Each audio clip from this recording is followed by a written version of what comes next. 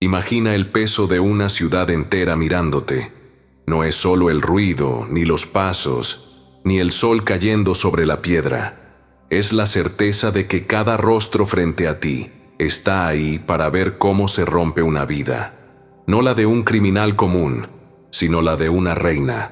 Alguien que hasta hace poco decidía el destino de miles. Alguien que ahora camina sin saber si el final de ese camino será una puerta abierta o la oscuridad definitiva. Roma sabía hacer eso. Sabía convertir la victoria en espectáculo. Sabía transformar el miedo en lección pública.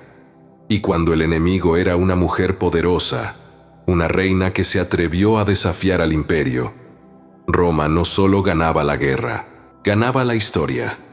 Porque morir podía ser rápido. Vivir, en cambio, podía ser infinitamente peor. El aire de la ciudad estaba cargado de expectativa, no de celebración alegre, sino de esa emoción densa que nace cuando una multitud se reúne para ver caer a alguien importante. Las calles se llenaban desde el amanecer. Comerciantes cerraban sus puestos. Los tribunales suspendían audiencias. Incluso quienes no tenían nada querían estar ahí. Porque Roma había aprendido algo esencial. El poder no se sostiene solo con ejércitos, sino con imágenes que nadie pueda olvidar. El desfile avanzaba lento. Primero, los símbolos de la victoria. Tesoros arrancados de tierras lejanas. Objetos que habían sido sagrados para otros pueblos y que ahora eran trofeos. No importaba su significado original, importaba lo que representaban ahora. Roma había estado ahí. Roma había vencido. Luego venían las pinturas. Grandes tablas mostrando ciudades derrotadas, murallas abiertas, ejércitos vencidos. No eran recuerdos fieles, eran mensajes. La multitud señalaba, comentaba, se reía. Cada imagen decía lo mismo: resistirse es inútil. Y entonces, el silencio. Un silencio incómodo, casi respetuoso, porque llegaba el momento que todos esperaban. Los cautivos. Entre ellos avanzaba una mujer. No caminaba como una esclava común. Aún había en su postura algo que no se podía borrar del todo. Dignidad, tal vez, o costumbre de mandar. Las joyas que llevaba no eran un honor, eran una carga. El oro que antes simbolizaba su poder ahora pesaba sobre su cuerpo, recordándole, a cada paso, quién tenía el control. Era Zenobia, reina de Palmira, gobernante del Este, la mujer que había hecho temblar a Roma durante años. Ahora avanzaba por las calles de la capital romana, rodeada de miradas que no pedían explicaciones, solo humillación. Pero lo que la multitud no veía no estaba en sus cadenas, sino en su mente. Cada paso era una pregunta sin respuesta. ¿La dejarían vivir? ¿La convertirían en recuerdo? ¿O la borrarían sin dejar rastro? Porque las reinas capturadas sabían algo que el resto del mundo apenas intuía. El triunfo romano no terminaba cuando acababa el desfile. Ahí, en realidad, empezaba lo peor. Roma no improvisaba. Tenía siglos perfeccionando la forma de quebrar a sus enemigos. Y con las mujeres que habían gobernado, el castigo no siempre era la muerte. A veces era algo más lento, más calculado, más cruel. El mensaje era claro. Una reina muerta podía convertirse en leyenda. Una reina viva, sometida, visible. Era una advertencia constante. Zenobia lo sabía. Todas lo sabían. Mucho antes de que ella pisara esas calles, otra mujer había aprendido esa lección. Había aprendido, de la forma más dolorosa, lo poco que valía una corona frente al poder romano. Su nombre era Boudica. Boudica no había nacido enemiga de Roma. Durante años, su pueblo había intentado convivir con el imperio. Habían firmado acuerdos, pagado tributos, aceptado condiciones injustas con la esperanza de preservar algo esencial: su familia, su identidad, su futuro. Su esposo, el rey, creyó que el compromiso los protegería. Incluso dejó parte de su herencia al emperador, como una ofrenda de lealtad. Roma aceptó el regalo.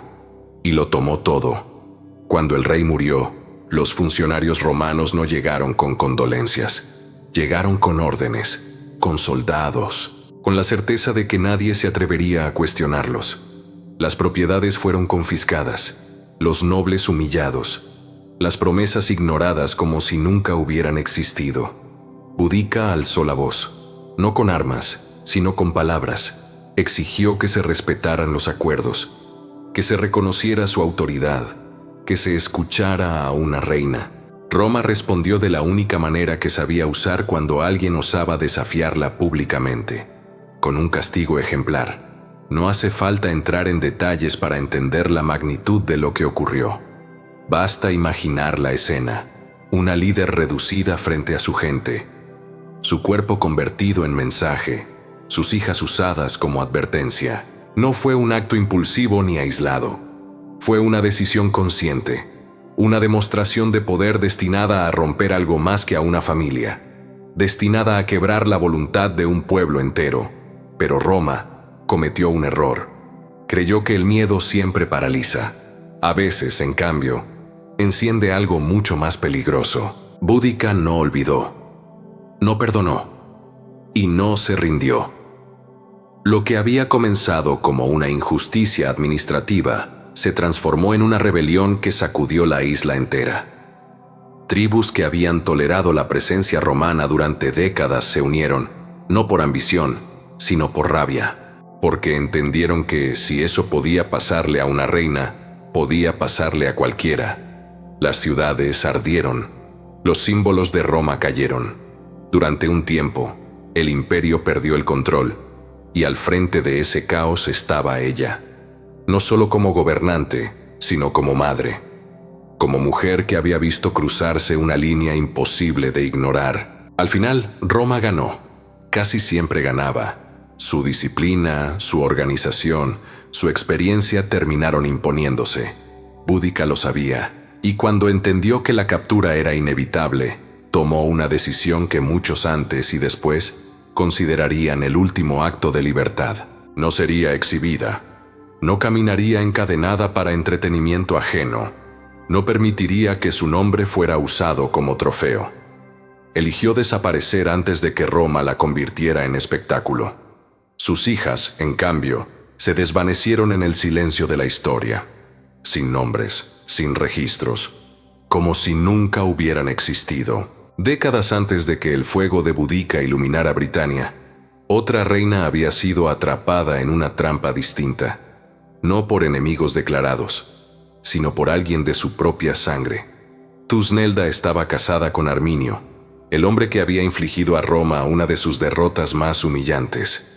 Un golpe tan profundo que el propio emperador no pudo olvidarlo. Aquella derrota se convirtió en una herida abierta en la memoria romana. Y Roma no perdonaba las heridas. No pudieron capturar a Arminio, así que fueron por lo que más le dolía. Tusnelda estaba embarazada cuando fue entregada, no por un general enemigo, sino por su propio padre, un hombre que creyó que colaborar con Roma garantizaría seguridad, que pensó que la lealtad al imperio era más rentable que la fidelidad a su hija. Roma aceptó el regalo con gusto. La mantuvieron con vida, no por compasión, sino por conveniencia. Esperaron, midieron el momento, y cuando llegó el día del triunfo, la hicieron caminar por las mismas calles que siglos después recorrería Zenobia. La multitud no veía a una mujer, veía una venganza atrasada, veía a la esposa del hombre que había humillado al imperio, veía al símbolo de una derrota que aún dolía, y en sus brazos un niño, el heredero de ese enemigo, una vida que, desde su primer aliento, ya había sido condenada a cargar con un pasado que no eligió. Tusnelda no lloró, no suplicó, no ofreció al público el alivio de verla quebrarse. Caminó en silencio, con la mirada firme, sosteniendo a su hijo como si ese gesto, mínimo y frágil, fuera lo único que aún le pertenecía. Después del desfile, la historia deja de prestar atención, como siempre, porque a Roma no le interesaba contar qué pasaba después. Solo importaba el mensaje inmediato. Su hijo creció lejos de su pueblo, lejos de su nombre real, lejos de cualquier posibilidad de elegir quién era. No como príncipe, no como heredero, sino como algo utilitario. Una presencia incómoda que recordaba una vieja derrota y que debía ser neutralizada. No necesariamente con sangre, sino con olvido. Así funciona el poder cuando se siente eterno. No necesita destruir de golpe. Puede permitirse esperar. Puede transformar identidades hasta que ya no quede nada que reconocer. Tusnelda desapareció de los registros, no como tragedia, sino como nota al pie. Tal vez vivió años, tal vez no. Lo único seguro es que nunca volvió a ser lo que había sido. Y ese, para Roma, era el verdadero triunfo. Zenobia caminaba sabiendo todo esto.